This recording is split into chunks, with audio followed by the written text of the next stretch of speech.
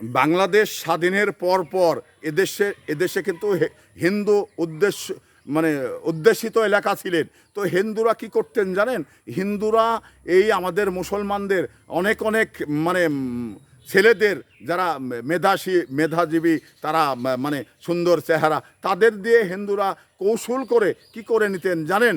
কারণ আমাদের গার্জিয়ানদের বলতেন যে হারে হরেন বা তজিম, তোর ছেলেটা বড় হয়েছে, ডাঙ্গর হয়েছে, তো তাহলে তোর ছেলেটাকে আমার যে 5টি গরু আছে বা 10টি গরু আছে, গরুটা রাখতে বল, আমি তোদের মাসিক বেতনও দিব এবং তোর ছেলেটাকে খেতেও দিব। তো এই ধরনের বেন চেলে মানে মুসলমানদের মেধাশূন্য করেছিল। কারণ এটাও কিন্তু একটি মানে যথেষ্ট মানে এই ব্রেনগুলো কিন্তু আমাদের হিন্দুরা দিয়ে আমাদের মুসলমানদের মেধাশূন্য করেছিল। আমরা আগের যারা পূর্বপুরুষ, তারা কিন্তু এই বাংলাদেশে এত শিক্ষিত ছিল না।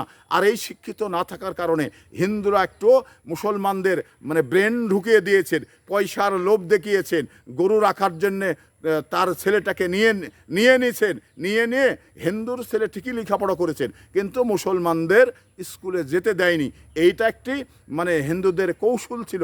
আর এই কৌশলটা ব্যবহার করে হিন্দুরা মানে মুসলমানদের মেধাশূন্য করেছেন। মুসলমানদের বড় চাকরি বা লেখাপড়া এগুলো কিন্তু করতে দেননি। এটা এক ধরনের কৌশল ছিল এই দেশের হিন্দুদের। আমরা যখন এই বিষয়টা আস্তে আস্তে মুসলমানরা বুঝতে শুরু করলো, তখন কিন্তু এই জায়গা থেকে আস্তে আস্তে সরে আসলো মুসলমানরা।